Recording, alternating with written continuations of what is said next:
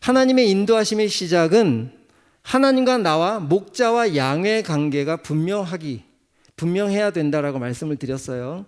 우리는 하나님을 목자라고 아버지라고 부르면서도 때때로는 우리가 목자가 되어서 하나님을 진의로 생각해서 내 편의를 봐달라고 하는 그런 입장에 설 때가 많지만, 그럼에도 불구하고, 그렇게 연약함에도 불구하고 우리는 하나님이 나의 아버지인 것을 믿음으로 고백하고 나갈 때 하나님 우리를 인도해 가신다는 거예요. 우리의 연약함을 잘 알고 계시는 하나님이시라는 거죠. 우리의 옛 성품들은 여전히 내가 주인 되고 싶어하는 것이 우리들이 갖고 있는 기질이잖아요. 조금만 틈만 주면 우리가 주인이 된 행세를 하려고 하는 것이 우리들의 모습인 거 우리 하나님이 잘 아시거든요. 그래서 정죄하지 않으세요. 계속 사랑으로 말씀으로 알려주시는 거예요. 누구누구야, 네가 그런 기질, 그런 죄인으로 태어난 거 내가 알고 있어. 그러나 나는 여전히 너를 사랑해 라는 거죠. 이 사랑이 믿어질 때 우리가 감동이 되는 거 아닐까요? 어떤 선물 공세나 어떤 다른 여러 가지 방법을 동원해서 강제적으로 사랑을 준다 해도 그것은 감동이 되지 않으면 내 것이 되지 않는 것처럼, 하나님은 아들을 죽이시는 것을 여러분들에게 동의받지 않았잖아요. 내 아들을 죽여줄게. 여러분 찾아가서 언제 동의하신 적 있으세요? 그냥 하나님은 무조건적인 사랑을 하시는 거잖아요. 그리고 그 사랑이 받아질 때까지 영원성을 두고 그 십자가의 효력은 영원한 거잖아요. 우리가 실수하고 넘어지고 쓰러지는 거 다 알고 계시고, 하지만 그럼에도 하나님은 자기 아들을 희생시켜 놓으시고 그 사랑 가운데만 머문다면 언제든지 내 사람이라고, 내가 인도해 간다고 인도해 가시는 분이 우리 하나님이신 줄 저는 분명히 믿고 경험하고 있습니다. 지난주에 그래서 나의 목자는 하나님이셔야 된다. 내가 여전히 왕자리에 목자로서 역할을 해도 하나님과 나와의 관계는 내가 왕이 될 수 없는 거예요. 하나님이 잘 아세요. 그래서 하나님은 그런 과정 속에 나를 세워가시려고 첫 번째 누이심이라는 단어가 뭐라 그랬습니까? 멈춤, 스탑이라는 거예요. 쉰다라는 느낌이 아니었어요. 그래서 하나님은 우리의 인생 가운데 굴곡을 주실 수도 있어요. 어떨 때는 멈춰놓기도 하신다는 거예요. 예를 들어서 야곱을 한번 생각해 봅시다. 야곱이라는 존재는 자기가 속이고 형들이 아니죠. 형을 속이고 아버지를 속여서 그 장자가 받을 축복을 받았음에도 불구하고 받자마자 무슨 일이 벌어졌습니까? 형이 그 사실을 알고 죽이려고 쫓아오니까 족장 사회에서 가족을 벗어나야 되는, 안전을 포기해야 되는 상황으로 쫓겨나다시피 도망갔어요. 이게 복일까요? 자기 노력으로 받은 복이었어요. 복 아니죠? 현실 속에서는 지금 거친 들판에 누워서 족장 사회를 벗어난 그 안전함을 벗어나서 자기를 보호할 수 없는 그런 상황 가운데 놓여져 버렸어요. 그때 하나님이 찾아오시죠. 우리 창세기 28장 말씀 한번 올려주시겠습니까? 창세기 28장 11절 같이 읽어볼까요? 시작.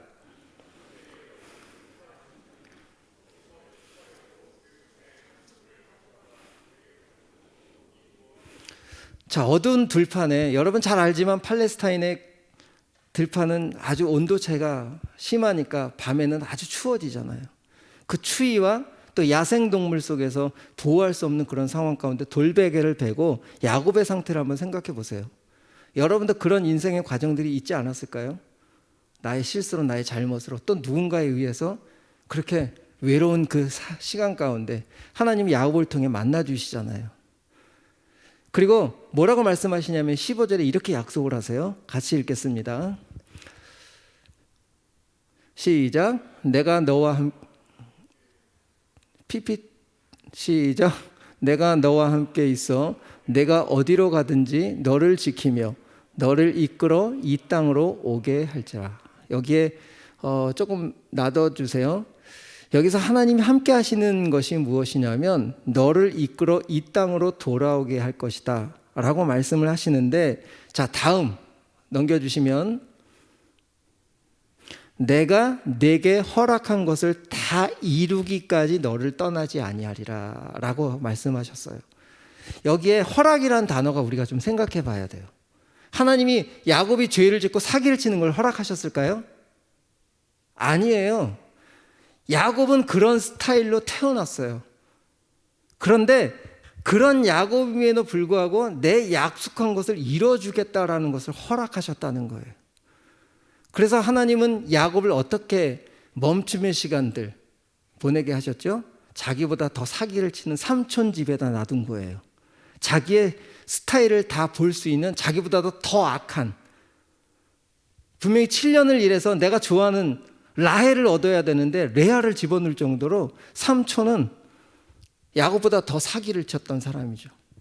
그런 과정이 몇 년이었냐? 16년에서 20년 정도인 거예요. 근데 하나님이 28장 15절에 말씀하신 것은 내가 허락한 것을 이룰 때까지 내가 다시 이 자리로 돌아오게 할게. 내가 너를 이스라엘로 만들 거야 라고 하는 약속이 지금 이루어졌어요? 안 이루어졌어요? 돌베개를 베고 있는 그 시점에서는 안 이루어졌어요. 말씀만 선포된 거지. 근데 그 말씀이 이루어지는 시간이 20년이 걸렸다는 거예요. 그러면 이 멈춤이라는 시간은 우리에게는 어떨 때는 10년이 걸릴 수 있고 어떨 때는 5년이 걸릴 수 있고 어떨 때는 한 몇 시간이 걸릴 수도 있는 그 시간 속에서 하나님 무엇을 가르쳐주고 싶으실까? 야곱을 통해서 우리에게 말씀하시는 건 뭘까요? 멈춤 중에도 여전히 내 것이 허락돼 가고 있다는 거예요.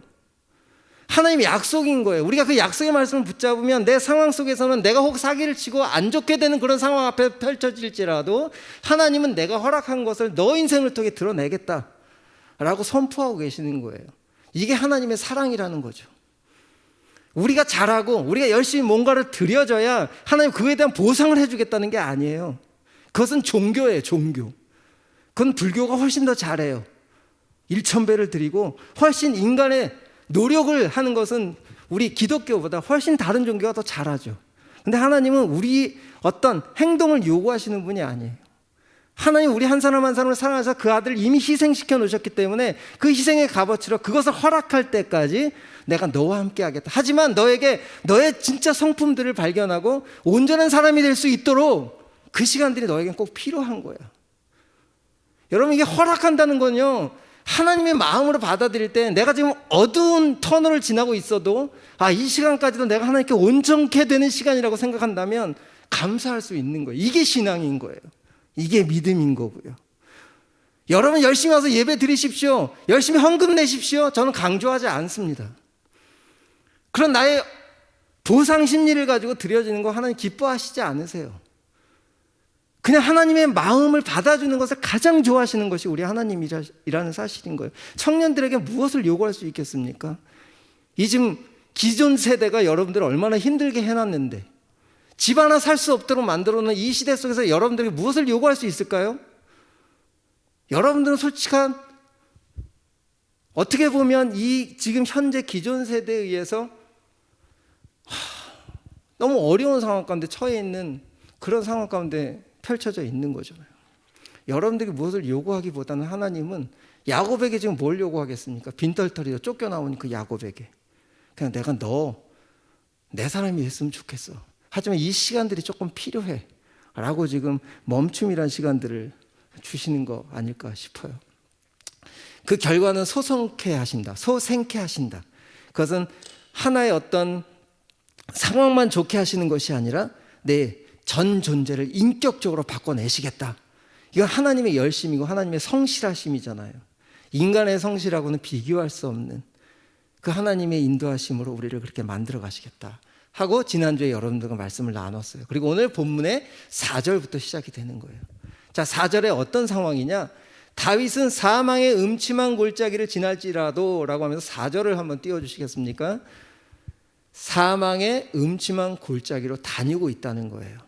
다윗은 지금 이 사망의 골짜기가 어떤 상황이에요? 지난주에 배경을 말씀드렸죠? 어떤 상황입니까? 자기의 셋째 아들 압살롬이 자기의 왕궁을 침입해서 자기의 목숨을 위태롭게 하고 자신들의 후궁, 어머니들을 빼앗아가고 자신들이 누리던 모든 재산들을 다 강탈했어요. 이게 지금 이 시를 지은 배경입니다. 사망 맞죠? 사망한 음침한 골짜기를 지금 지나가고 있어요. 그런데 뒤에 보니까 내가 두렵지 않다는 것은 압살롬이 두렵지 않고 그거의 무력이 두렵지 않다는 것이 아니라 이것을 통해서 내 신앙, 내 믿음이 무너지지 않는다는 것을 알고 있는 거예요. 여러분의 믿음과 여러분이 시작된 예수 그리스도의 사랑은 세상의 어떤 무력과 힘으로도 무너질 수 없다는 거예요. 이것에 내 마음이 딱 붙잡힌다면 우린 두려울 것이 없는 거죠. 상황은 두려울 수 있어요. 밤을 무서워할 수 있어요. 우리 기질상 사람을 두려워할 수도 있는 거예요. 왜? 우린 상처투성이 이 세상을 살고 있거든요. 그래서 그런 트라우마 때문에 누구를 두려워할 수도 있고 답답해할 수도 있고 누구를 보면 멈칫멈칫할 수도 있어요. 이건 여기서 말하는 두려움이 아니에요. 내 목숨은 어쩔 수 없이 무너져 갈 수 있어도 내 안에 깊은 믿음, 사랑, 하나님으로부터 시작된 이 관계는 절대 무너질 수 없다. 사망을 통해서 더 하나님과의 관계는 돈독해지는 것을 경험할 것이다 라는 것을 다윗이 알았던 거예요. 그러니까 다윗이 이렇게 당당할 수 있는 것 아니겠습니까? 그 다음에 어떻게 이야기하고 있어요? 주께서 나와 함께 하심이라 주의 지팡이와 막대기가 나를 안위하고 있다라는 거예요. 여기 사진 한번 보여주세요. 여러분, 목동은 두 가지의 지팡이와 막대기를 갖고 다녀요. 자, 긴 거 스태프가 지팡이고 로드가 막대기입니다. 자, 로드, 먼저 스태프를 여러분들에게 설명할게요. 스태프는 어디에 사용할까요? 어디에 사용할 것 같아요? 양을 해치는 짐승들을 쫓아내는데 사용을 하기도 하고, 두 번째는 대열에서 벗어나는 애기들을, 양들을 그 대열로 다시 모으는 데 사용도 하고요. 또 비탈길에 떨어졌거나 나무가지에 걸린 아이들을 목을 잡건 몸을 잡건 그 동그란 부분으로 끌어올려서 안전하게 지켜주는 것이 스태프의 역할이에요. 그래서 목자에게는 이 스태프가 꼭 필요해요. 그리고 거친 어떤 짐승들이 왔을 때도 가까이서 싸울 수 없으니까 긴 막대기로 싸우는 거예요. 내보내기도 하고. 그런데 로드, 작은 막대기는 어디에 사용할까요? 이 아이들을 세는데, 아기들 하나씩 세고 방이라는 건 우리라고 얘기해야 되겠죠. 양의 우리로 집어넣을 때 이름을 불러가며 이 양들을 하나씩 체크하는 데 쓰는 게 로드예요. 그리고 또 하나, 로드라는 단어 속에는 징계라는 이런 의미도 포함되어 있어요. 혹 양이 잘못하고 너무 많이 먹으면 그만 먹어 하면서 머리를 톡톡 두들겨 줄 수도 있는 것이 로드의 역할인 거예요. 그렇다면 이 다윗 입장에서는 내가 사망의 음침한 골짜기를 막 지나고 있는데 하나님은 내가 지금 빠질 것 같으면 그 긴 스태프로 나를 끌어올리기도 하시고, 어떨 때는 내가 좀 잘못하면 좀 조그만 막대기로 내 머리를 툭툭 치셔서 정신 차리라고 하실 수도 있다라는 것을 다윗이 알고 있다는 거예요. 근데 때리고 내가 좀 지치고 쓰러지고 넘어질 때 끌어올리는 그 모든 과정이 누구에게 달렸다는 거죠? 목자인 하나님께 달렸다는 것을 이 다윗이 분명히 알고 있다는 거예요. 내가 스스로 올라올 수 없는 걸 목자가 가장 잘 아니까. 그 마음에 있다면 두려울 것이 없다는 거죠. 우리 인생은 누구에게 잡혀있는 사람이니까? 목자 안에 있는 양에 소속되어 있는 사람이라는 것이 내가 믿어질 때 우리는 두려워하지 않게 된다. 그럼 여러분들은 하나님이 어떤 스태프만 사용해 주기를 바라세요? 내가 힘들 때마다 끄집어 올려주시는, 그지만 조금 더 성숙한 사람은 로드를 많이 사용해 주기를 원할 거예요. 내가 힘들 때마다 좀 회초리도 좀 쳐주시고, 내가 조금 잘못 견뎌가면 좀 마음에도 어려운 일도 좀 주시고, 이런 상황 가운데 내가 하나님께 집중할 수 있도록 하나님 로드를 좀 많이 사용해 주십시오 라고 할 때 더 성숙한 사람이 되지 않을까요? 여러분에게 이런 로드가 많이 사용되기를 축복해도 될까요? 대답을 안 하시는군요. 그럼 스태프만 계속 사용되기를 바라실까요? 나 맨날 넘어질 테니까 그냥 올려주세요. 그러면 튼튼한 양이 되지 못해요. 약한 양이야, 약한 양. 같이 가긴 하죠. 그런데 조금 힘들 때도 매질을 당해도 튼튼한 자리로 나를 좀 강하게 세우실 시기를 바라는 마음으로 로드를 좀 많이 사용해 달라고 이야기하고, 좀 그런 양이 되면 참 좋겠다라는 생각이 드네요. 한 가지 예화를 들어볼게요. 제가 목회를 시작했어요. 하나님의 인도하심으로 청담동에 목회를 시작했는데, 청담동에는 임대비가 참 비싸요. 그런데 어떤 장로님의 좀 도우심으로 조금 작은, 원래의 임대비보다 훨씬 작은 돈으로 임대를 하기 시작했어요. 그런데 하나님이 특별하게 저희 교회는 청년들을 좀 많이 보내주셨어요. 그래서 20명, 30명, 또 40명 이렇게 올라가는 그런 과정 가운데 청년들은 와서 예배를 드리는데, 청년들이 대학생이고 직장 지망생들이고 준비하는 친구들이 있다 보니까 헌금이 그렇게 많이 교회 재정으로 올라오질 못했어요. 그러니까 어떤 일이 발생할까요? 매월 지불해야 될 어떤 여러 가지 지불금들이 채워지지 않는 거예요. 그러니까 제가 하나님 교회를 시작하셨고 이렇게 청년들을 모아놓으셨고 하나님이 기뻐하시는 교회가 되도록 훈련시켜 가는 과정이라고 입술로는 얘기하는데 현실 속에서 어려우니까 이런 사망의 음침함의 그런 상황들을 내가 경험하는 것 같죠. 하나님 왜 이러십니까? 왜 나에게 이런 밤을 주십니까? 왜 이런 어두움을 주십니까? 그런데 어느 날 제가 치과 치료 때문에 한 80km가 되는 일산 쪽, 청담은 강남에서 일산까지 꽤 긴 거리에 가서 이제 치료를 받는데 전화가 한 통이 왔어요. 근데 지금 교회 문에 써 있는 전화번호를 가지고 지금 목사님에게 전화를 드립니다. 어디 계세요? 그래서 지금 치료 때문에 좀 멀리 와 있습니다. 제가 내일쯤 한번 뵐 수 있을까요? 그랬더니 지금 내가 이 건너편에 잊어먹지도 않아. 보람약국 건물 있어요. 그 보람약국 건물 주인인데 그 건물을 매매했다는 거예요. 그리고 매매한 금액의 이익금의 11조를 자기가 다니는 큰 교회에 낼 수도 있는데 하나님 작은 교회를 주라고 마음을 주셨다고 지금 찾다가 우리 교회 앞에 왔다는 거예요. 치료가 중요할까요? 좀 달려가야 될까요? 이게 지금 이빨이 망가져도 일단 그 돈 받아야 되잖아. 그냥 치료 중단하고 막 달려간 거죠. 그 먼 거리를. 근데 딱 대면한데 저만 똑같 그 신발에 딱 이제 앉았어요. 그분이 제 책상 앞에 이렇게 지갑을 놔뒀는데 하여튼 그 현금도 좀 있고.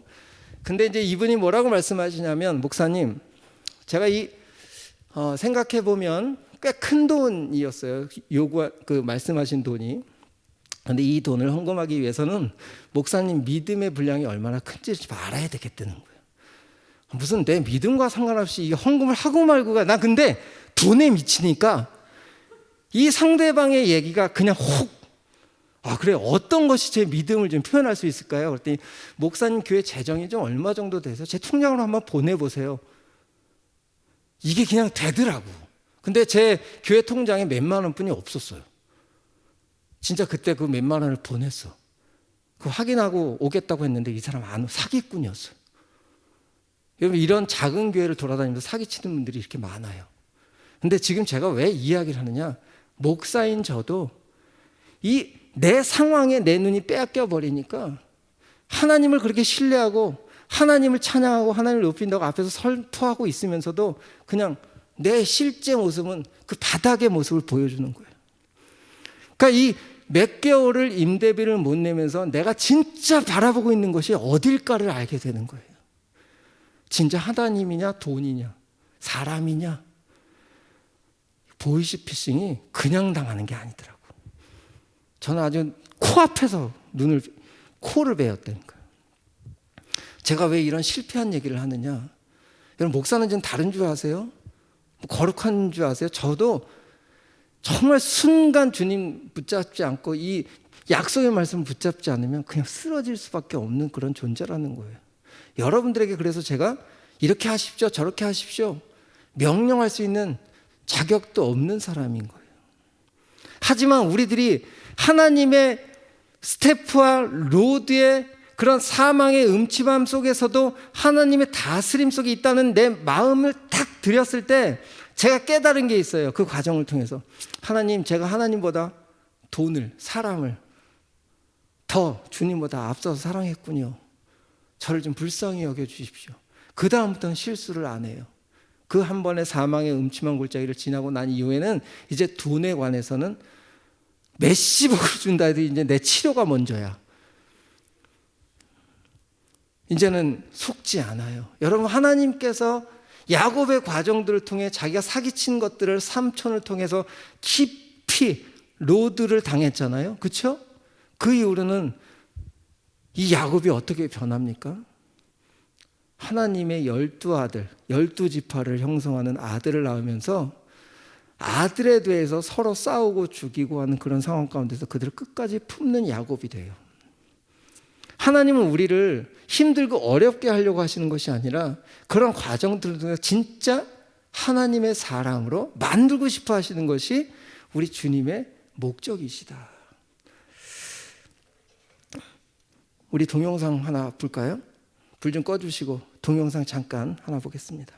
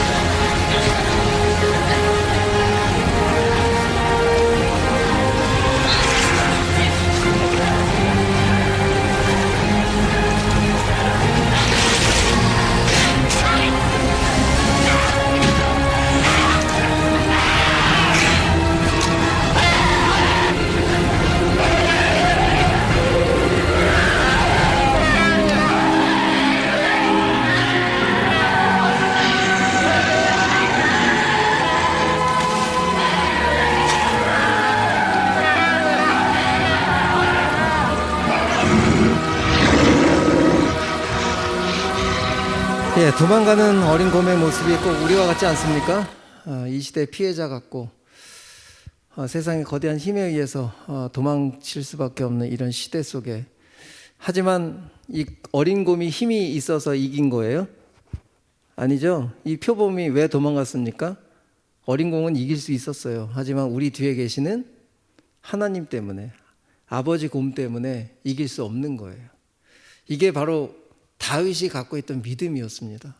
지금 당장 아들이 집안을 풍지박산을 내는 이런 정말 말도 안 되는 현실 앞에서 하나님, 이런 현실이 왜 나에게 주어집니까? 라고 불평하는 것이 아니라, 하나님, 이런 현실 속에서 나의 로드가 되어 주셔서 내가 하나님을 아버지로 고백하고 섬길 수 있도록 나를 만들어 가실 것을 믿습니다 라고 선포한 거예요. 그게 6절이에요.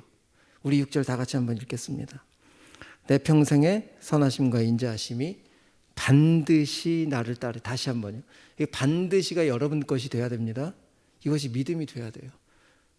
다시 한번 읽겠습니다. 시작. 내 평생의 선하심과 인자하심이 반드시 나를 따르리니. 아멘. 이것이 다윗만의 고백이 아니라 여러분들의 고백이 되도록 다윗을 통해 시편을 통해 우리에게 말씀하고 계시는 거예요. 수많은 흔들림 속에서 제가 이 자리까지 오게 된 것은 다 이 믿음, 제가 믿음이 있다는 거 아니에요. 저를 붙잡고 계신 그 뒤에 계신 하나님이 계신 것을 믿었기 때문에 흔들려도 다시 설 수 있었다라는 거죠. 여러분도 똑같습니다. 똑같이 흔들리는 사람들이지만 누굴 볼 것이냐, 앞에 있는 표범을 볼 것이냐, 표범 보고 있어야죠. 뭐 계속 싸워야죠. 그러나 뒤에 계신 아빠 왕곰 때문에 우리 어린 아기가 그렇게 그 상황을 이겨낼 수 있었던 것처럼, 자, 아기곰이 이긴 거예요? 아빠가 이기게 하신 거예요? 아빠가 이기게 하신 거죠. 이것이 믿음의 원리라는 것을 꼭 기억하시고 여러분의 삶의 평생 하나님의 선하심과 인자하심이 나를 따르리니 마지막으로 여호와의 집에 영원히 살겠다. 여기서 집이란 단어는 하우스가 아닙니다. 홈이란 뜻이 있어요. 가정, 너와 나와 연합된 그 자리, 너와 내가 인격적인 연합된 그 자리로 내가 인도하겠다. 이 오늘 시편 23편의 말씀이 여러분들에게 믿음이 되기를 축복합니다. 우리 마지막으로 빌립보서 4장 6절 7절 읽고 우리 찬양하겠습니다. 다 같이 읽을까요? 시작.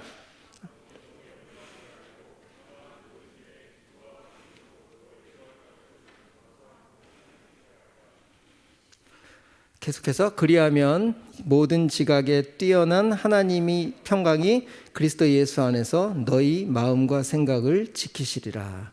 아멘. 우리 이렇게 하나님의 마음, 제가 중간에 한 절을 시간상 좀 줄이고 이렇게 말씀을 마무리하려고 하는데요. 하나님은 5절에는 이런 말씀도 하셨어요. 잠깐 그 5절 한번 띄워주시고 언급하고 찬양하겠습니다. 원수의 목전에서, 오늘 이제 제목이 그거니까 원수의 목전에서 우리 한번 띄워주세요. 영어로 된 거예요. 유진 피터슨이 쓴 메시지 성경에는 그 5절을 이렇게 기록하고 있어요. 우리 다 같이 한번 읽어볼까요? You serve me a 6-course dinner. 6가지의 반찬을 가지고 우리에게 서빙하고 계시는 거예요. 에너미, 나의 장애물, 나의 어떤 어려움, 원수 앞에서 우리 주님이 6가지의 반찬을 가지고 서빙해 주고 계신다라고 유진 피터슨이 메시지 성경을 통해서 이 부분 5절을 번역하고 있습니다. 이 말은 무슨 뜻일까요? 원수의 목전은 원수가 아니기 때문에 밥맛을 잃지 말라는 거잖아요. 그것은 내가 상대해 줄게. 그 원수의 대적은 네가 대적할 것이 아니라 내가 대적할 대상이야. 너는 나만 바라봐 라고 하는 것이 서빙을 하시면서 맛있는 음식으로 대접해 준다라는 그런 마음을 가지고 유진 피터슨이 메시지 성경에 이렇게 기록하고 있습니다. 여러분, 원수의 목전은 여러분들에게 당장 현실로는 어려움에 처할 수 있지만 그것이 여러분들은 하나님을 더 바라볼 수 있는 기회가 될 것이다. 그리고 역전의 명수이신 하나님을 경험한 사람만이 더 강하고 능력 있는 이 시대에 부름받은 사람으로 세워질 것이다 라는 것이 오늘 23장의 말씀인 줄 믿습니다. 그렇게 하나님이 여러 생각으로 여러분들 이끌어 가실 걸 축복하고 믿습니다. 찬양하겠습니다.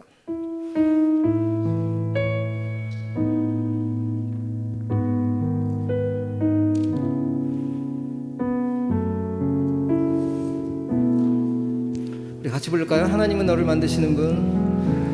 하나님은 너를 만드신 분, 너를 가장 많이 알고 계시며, 하나님은 너를 만드신 분, 너를 가장 깊이 이해하신단. 하나님은 나를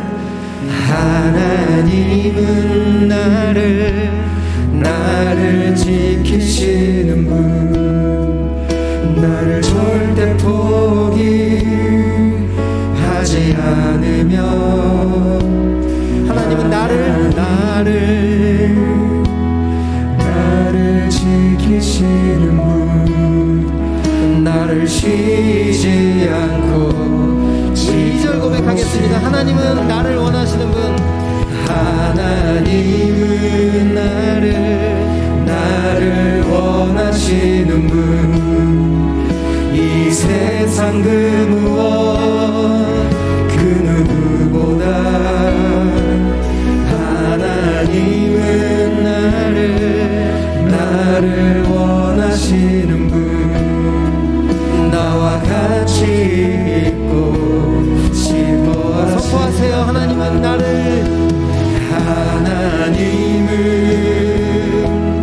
나를 인도하는 분, 광야에서도 폭풍 중에도 하나님은 나를 인도하는 분, 푸른 초장으로. 우리를 향한 우리 주님의 생각은 참 많습니다. 그의 생각 셀 수 없고, 그의 사랑이 무궁하며 그의 성실 날마다 새롭고 그의 사랑 끝이. 우리 다시 한번 그의 생각, 나를 향한 생각이 셀 수 없습니다. 그의 생각 셀 수 없고 그의 사랑이 무궁하며 그의 성실 날마다 새롭고 그의 사랑. 한 번만 더 마지막으로 선포합시다. 우리 주님의 생각은 영원하십니다. 그의 생각 셀 수 없고 그의 잠이 무궁하며. 우리 기도하실 분들은 기도하실까요? 하나님 나를 향한 계획이 얼마나 크십니까? 나의 어떤 사망의 골짜기를 지나고 있지만 주님 나와 함께 하심을 믿습니다. 우리 기도하며 나가겠습니다. 기도합니다. 오 하나님 아버지, 이 모든 상황 가운데 하나님 우리를 지키고 계심을 믿습니다. 나를 만드셨고 나를 보내셨고 나를 원하셨기에 나의 사망의 음침한 골짜기, 나의 잘못으로 인하여 원수의 목전에 섰을지라도 하나님 우리를 향한 마음은 영원하시고 우리 하나님 우리를 향한 마음이 온전하시기에 우리를 막대기와 하나님 지팡이를 통하여 우리를 세워가실 줄 믿습니다. 하나님 우리 여기 있는 한 분 한 분 우리 청년들이 하나님을 온전하게 세워줄 수 있도록 주님 역사하여 주옵소서. 주님 찾아가셔서 위로하여 주시옵소서. 하나님 우리 가실 주님을 찬양하고 기쁩니다. 하나님 역사해 주옵소서.